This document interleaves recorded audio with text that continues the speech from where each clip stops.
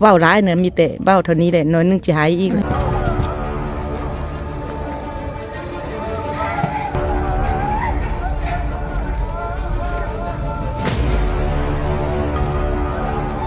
โอ้ตาย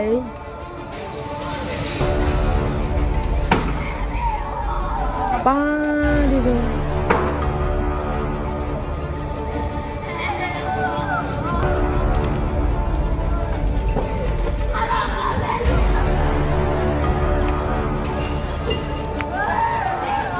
อันจุดเริ่มต้นของเพลิงเมนอย่างไรมันลุกขึ้นมาแบบเดียวเลยว่ะแล้วบูเมื่อลูกบ่ได้นอนอยู่น้ำเราว่ะโอ้ตายอุ้ยบ้านพระขาวตัวนี้เป็น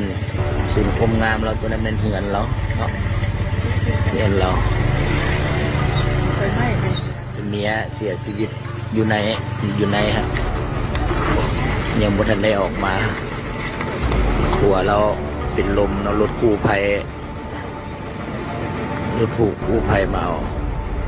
หัวเรายังนอนอยู่ใส่ออกซิอยู่รถกู้ภัยตัวเราลงมาได้นะเมียลงมาบ่ได้เพราะว่าเมียกลับลงมากลับไปเอาเครื่องอยู่ในลืมเครื่องเนี่ยกับโบโฮเนาะแลนเข้าไปเอาแล้วไฟใหม่แห้งออกมาบ่ได้เสียชีวิต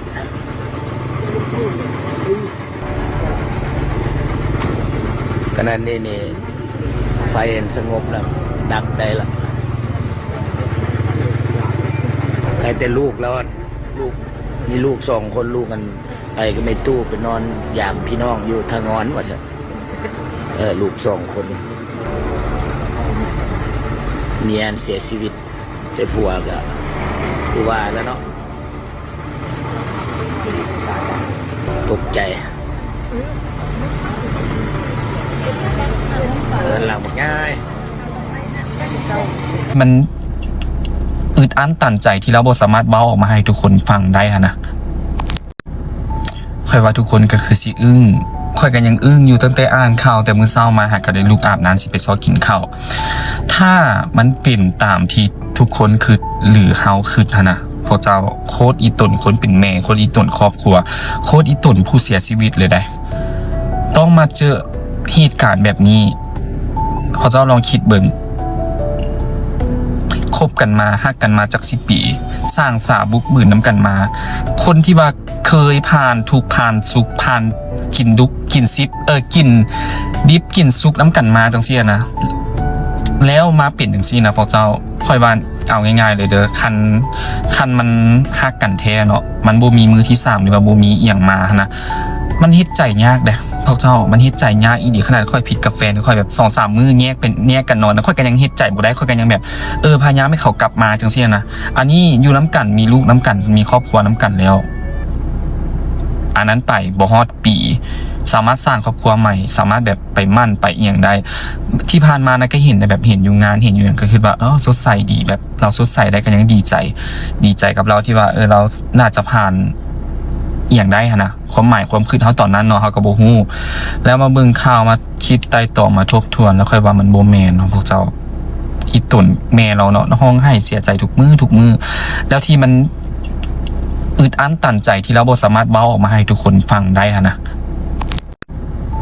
ค่อยว่าทุกคนก็บ่เบ้าร้ายเนี่ยมีแต่เบ้าเท่านี้แหละน้อยนึงจะหายอีกพ่อกับแม่ฮู้ซึ้งได้เลยลูกเอาเงินก่อนแลกครั้งแรกในชีวิตเธอพ่อกับแม่ก็ฮู้สึกภูมิเจอและฮู้สึกดีเจอทุกสิ่งทุกอย่างที่ว่าลูกทุ่มเททั้งเหือแห้งทั้งกายมีบ่อนเทียบเท่าเด้อจนว่าน้ำตาซึมออกบ่คิดบ่ฝันว่าลูกจะสู้ชีวิตแล้วก็เฮ็ดหลายมาถึงคันนี้เนาะแล้วอีกอย่างก็คือทุกคนเห็นหั่นเนาะความคือโหดคือถึงลูกที่จากไปหั่นก็ถือว่าบ่มีเวลาลืมอย่าว่าวันน่ะบ่มีสักวินาทีว่าลืมนอกจากที่ว่าต้นเด้อแม่นอนหลับไปหั่นน่ะก็น้ำตาแม่ก็แม่นฮู้ว่าซึมใกล้ซึมแล้วก็ออกกลับบ้านเลยกันบ่อยู่ก็พยายามที่สุดแล้วแต่ว่าย้อนว่าฟุ่มเจอลูกกลมนี่เฮ็ดหลายเนาะเป็นตัวแทนของลูกไม้แล้วแม่ก็รู้สึกดีเจอแล้ว แม่ก็บ่เว้าหลายเน่ะมีแต่เว้าเท่านี้แหละน้อยนึงสิหายอีกแหละ รู้สึกดีเจอที่สุดในโลกนี่นะบ่มีตีตึมเนี่ยบ่มีอันเปรียบเทียบตึมเนี่ย ก็ต้องขอบใจพ่อกับแม่ที่คอยอยู่เคียงข้างคอยเป็นกำลังเจอถึงว่าสิบ่ได้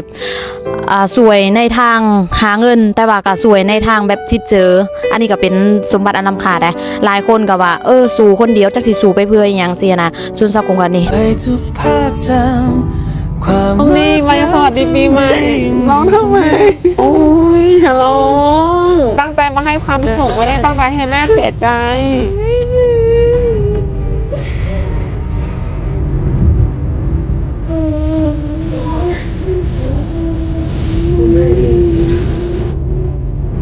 ไม่ได้มีกฎหมายข้อใดที่ห้ามให้ผัวเอาเมียใหม่หรือว่าเมียเอาเมียใหม่หลังนะคะผัวตายปะถ้าเมียตายปะนำบูมีกฎหมายข้อใดห้ามเนาะเพราะฉะนั้นมันบูผิดต่างแต่ว่ามันผิดใจสังคมซื่อๆเนาะมันผิดใจคนรอบข้างคนที่เขาฮักน้อง เพราะว่าการจากไปของน้องมันเป็นการจากไปที่แบบกระทันหันแล้วมันก็เป็นสิ่งที่น่าสงสารที่สุดเนาะเพราะฉะนั้นคนเขาเป็นเขาคนที่เขายังฮักยังไว้อะไรอยู่นะยังไว้อะไรอยู่ในนี้ถือว่าเขายังไว้อะไรอยู่มันยังบ่ฮอดปีเนาะขี้รายก็จะปีครึ่งซะเนาะว่าง่ายๆซะขี้รายก็จะปีครึ่งพอดีงามเนาะขัดจะอยู่ไปเรื่อยๆไปก่อนนะบ่ฟ้าวเฮ็ดพิธีพิเธออย่างนั้นนะแต่ก็เฮาก็บ่เข้าใจเนาะมันเป็นสิทธิส่วนบุคคลเฮาบ่ต้องไปก้าวใกล้เขาฮอดปานนั้นเนาะเพราะมันเป็นชีวิตของเขาเลือกเองเฮาก็จำเป็นแหละเนาะเฮาบ่มักเราก็ต้องได้เลื่อนผ่านเนาะบ่มักเอาตัวออกห้างมันก็มีบ่นี่บ่ได้มีอย่างไรเนาะบ่ต้องไปอันนั้นเขาดอกปล่อยเขาไปซะมันเป็นเรื่องของครอบครัวเขาต่างแต่ว่าแน่นอนแหละว่าเรื่องคนเนี่ยที่ยังฮักเพลงน้องเพิ่นก็อาจจะออกมาเว้านี่ก็คืออีดูต้นสงสารแหละไปแต่ว่าถ้าเข้าใจแล้วคนที่มันจากไปแล้วมันก็บ่ฮู้หยังเนาะเฮาก็ต้องได้ทำใจเพราะเขาเจ้าเป็นคนเลือกเองชีวิตเขาเนาะแต่ในสายตาสังคมแล้วมันบ่สมควรคือมันเร็วเกินไปเร็วมากหากันจากเดือนเนาะแค่ก็ปีครึ่งเนาะแต่เอาเรื่องของครอบครัวเขามาอย่างก็มาคิดนำเรียกมาคิดแทนเขามันก็บ่ได้มันเป็นชีวิตเขาเนาะย่ามันเลยเพราะฉะนั้นแต่ค่อยได้บทเรียนจากสังคมอีกหนึ่งแล้วเนาะงวดแล้วนี่ก็ได้บทเรียนแล้วนั่นแหละเริ่มย้านคนแบบคนที่แบบอยู่ใกล้ตัวกันขนาดนั้นยังสามารถแบบละเลยความรู้สึกเขาได้ถึงขนาดนั้นน่ะทั้งที่เมียเราหากะถึกไฟคอกหากะเสียเมียไปเพียง10 เดือนบ่ฮอดปีเนาะแล้วมือที่ไปขอสาวก็คือเดือน11ทั้งที่หากะเสียเมียไปหมาดๆยังบ่ทันเฮ็ดบุญครบรอบ1 ปีในการเสียชีวิตของเมียซ้ำแต่กะมุฟออนไวเนาะก็ยอมรับใจผู้ชายแห่งที่แบบว่าเขาจะมุฟออนได้ไวแล้วคันเป็นเฮาในนามที่เฮาเป็นผู้หญิงแล้วกันเฮามีครอบมีครัวเนาะคันสมมุติว่าผัวเฮาหากว่าได้มีการเสียแบบนี้หรือว่าเกิดอุบัติเหตุแบบนี้หรือว่าเกิดว่าปะห้างกันว่าซั่นซะคันปะห้างกันก็สิประมาณนึงเนาะก็สิมุฟออนไวก็บ่แปลกอยู่บางเทื่อก็บ่ได้เสียใจถึงขั้นนี้นะมันแค่แบบว่าสมมติว่าเฮาผิดกันสมมติว่าเฮาผิดกันเฮาปะกัน